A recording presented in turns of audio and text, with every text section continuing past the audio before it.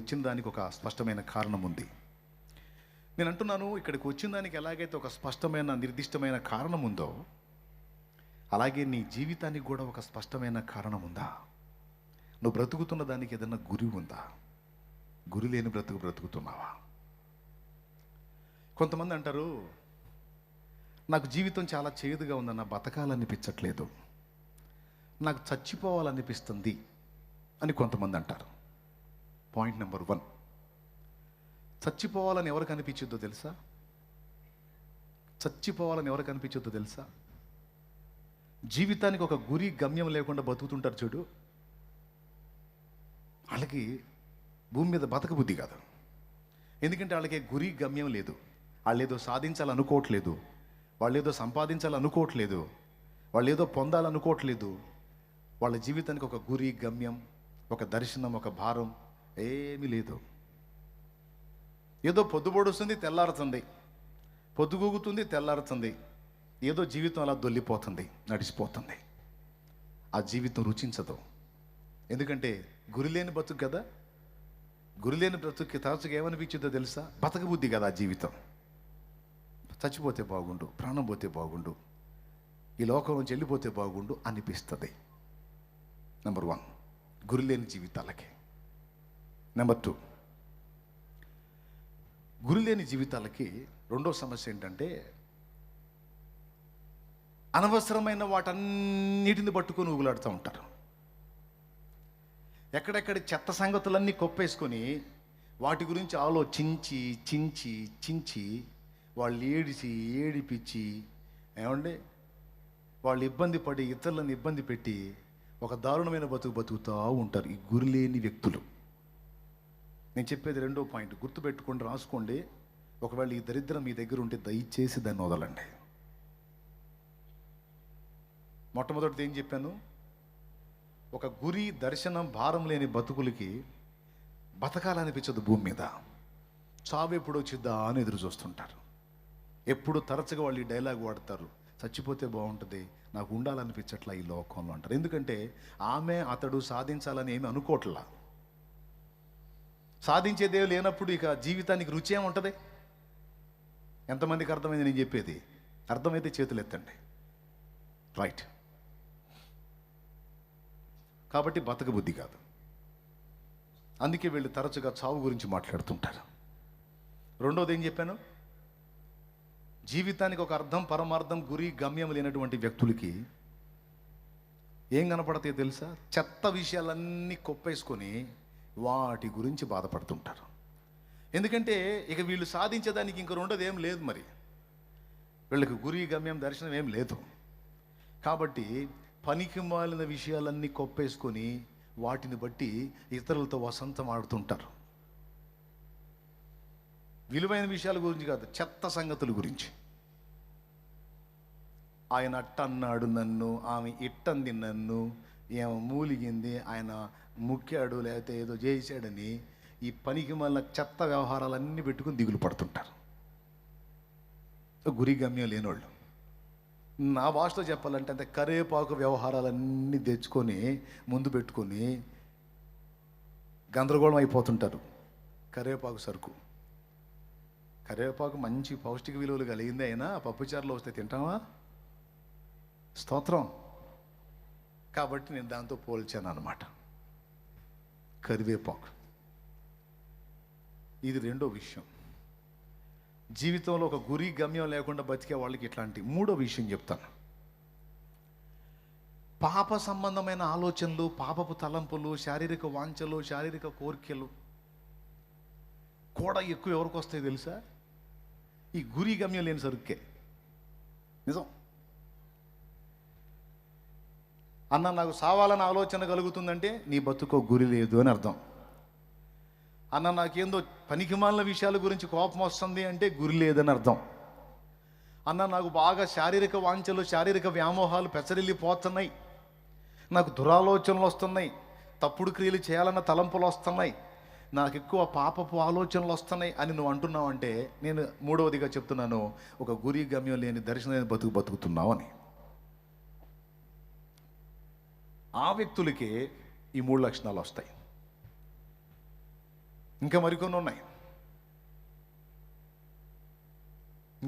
ఉన్నాయి, అవన్నీ చెబితే టైం పట్టిద్దిలే. కానీ ముచ్చటగా ఈ 3 మీరు గుర్తుపెట్టుకోవాలి.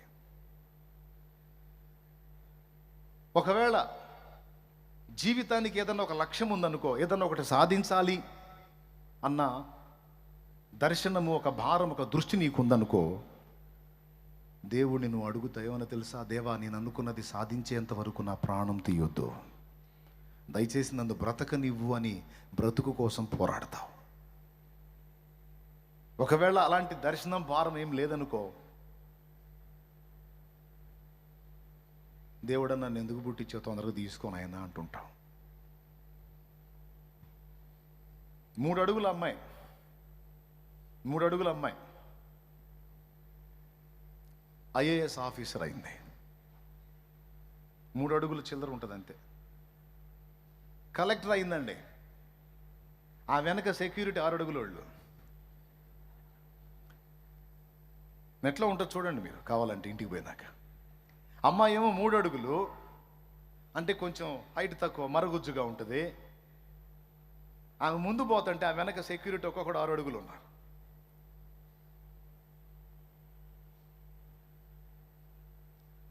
మరుగుజ్జు దానివి, పొట్టి దానివి, నువ్వేం సాధిస్తావు, నువ్వేం చదువుతావు, నువ్వేం వెలగబడతావు అన్న అవమానపు మాటలు, హేళన మాటలు, ఎగతాళి మాటలు ఛాలెంజ్గా తీసుకుంది. పొట్టి దానివి, నువ్వేం చేస్తావు, నువ్వేం సాధిస్తావు అని ఆ మాటలన్నిటినీ సీరియస్గా తీసుకుంది, ఛాలెంజ్గా తీసుకుంది. అదిగో నేను చెప్పేది ఫ్రాడ్, అబద్ధంగా చూడండి. ఆ మధ్యలో ఉన్న కలెక్టర్ ఎంత హైట్ ఉంది చూడండి, చుట్టూ ఉన్న వాళ్ళు ఎంత ఉన్నారో చూడండి. మీరు సెల్ ఫోన్ చూసినా చెత్త వ్యవహారాలుగా చూడాలి, ఇట్లాంటివి చూడాలా, అట్లాంటివి చూడాలా. దేవునికి స్తోత్రం కలుగును గాక. అవమానాలనే ఛాలెంజ్గా తీసుకొని రాత్రి మగళ్ళు కష్టపడి చదివింది. ఒక కలెక్టర్ చదువు ఎంత గొప్పదో తెలుసా? మిగిలిన చదువులన్నీ ఒక ఎత్తు, అది ఒకటి ఒక ఎత్తు. మామూలు చదువుల కంటే ఎక్కువ గంటలు కేటాయించి చదవాలి. దానికి చదివిందే. 6 అడుగుల వాళ్ళు ఆమె అనుకున్నారు ఏమేమో ముందుంది. కారణం ఏంటో తెలుసా? ఏమని చదివినంత వాళ్ళు చదవాలా, ఏమని చేసినంత కష్టం వాళ్ళు చేయలే.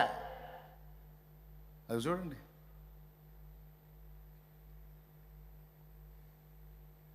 అబ్దుల్ కలాం ఆయన చేతో ఆయన చేయని పట్టుకొని చూడండి పోయి. ఆమె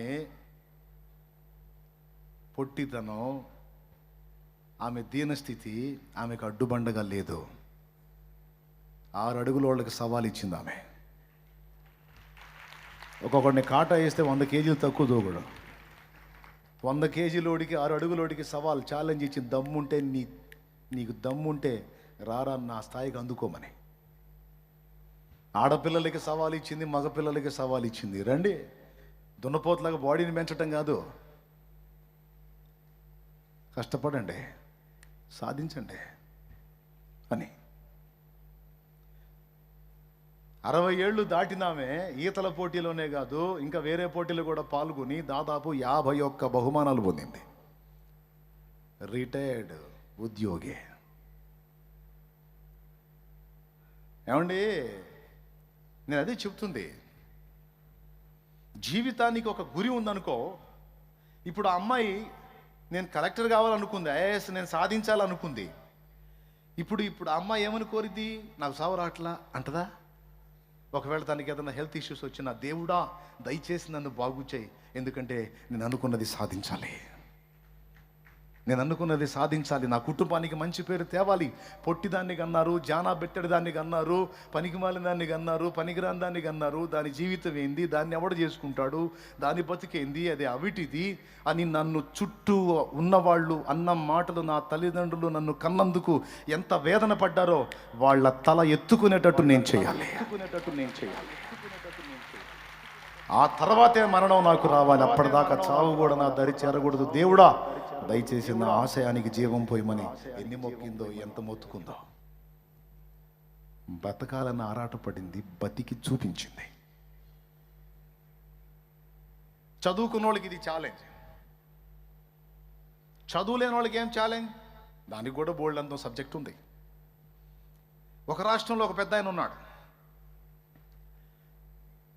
దాదాపు 30 సంవత్సరాలు కష్టపడి ఒక కొండని మధ్యకు చీల్చి తన గూడెం ప్రజలు ఊళ్ళోకి వెళ్ళడానికి కొండ చుట్టూ తిరిగి వచ్చే పని లేకుండా తన జీవితంలో దాదాపు 30 సంవత్సరాలకు పైచిలుకు కాలాన్ని వెచ్చించి రోజు కొంచెం ఆ కొండను తొలవటం మొదలుపెట్టాడు. అక్షర జ్ఞానం లేని వ్యక్తి. ఎందుకో తెలుసా?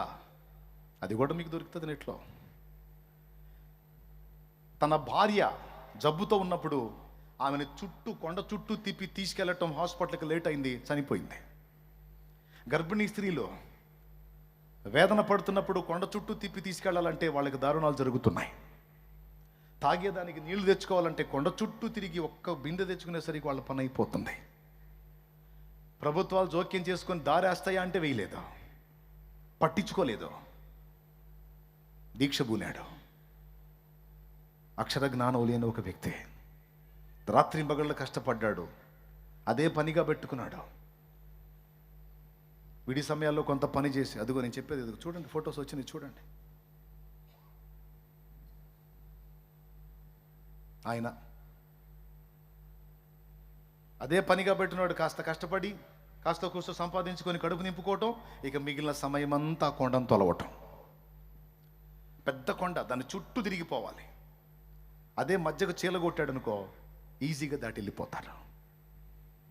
చుట్టూ తిరిగి గంట సేపు చేసే జర్నీ 5 నిమిషాల్లో దాటి వెళ్ళిపోవచ్చు. ఆయన ఎట్టున్నాడు చూడండి. చదువు ఉంటుందంటారు ఆయనకి చదువు, కానీ సమాజ శ్రేయస్సు గురు ఆయన చేసిన పని ఈరోజు చరిత్రకి ఎక్కింది. ఇవన్నీ నేను మీకు ఎందుకు చెప్తున్నానంటే, జీవితంలో ఏదో ఒక లక్ష్యాన్ని మనం కలిగి ఉండి దాన్ని సాధించే దిశగా మనం ఆలోచించకపోతే, అడుగులు వేయకపోతే బ్రతికే ఒక చేదుగా అనిపిస్తుంది, బతకబుద్ధి కాదు.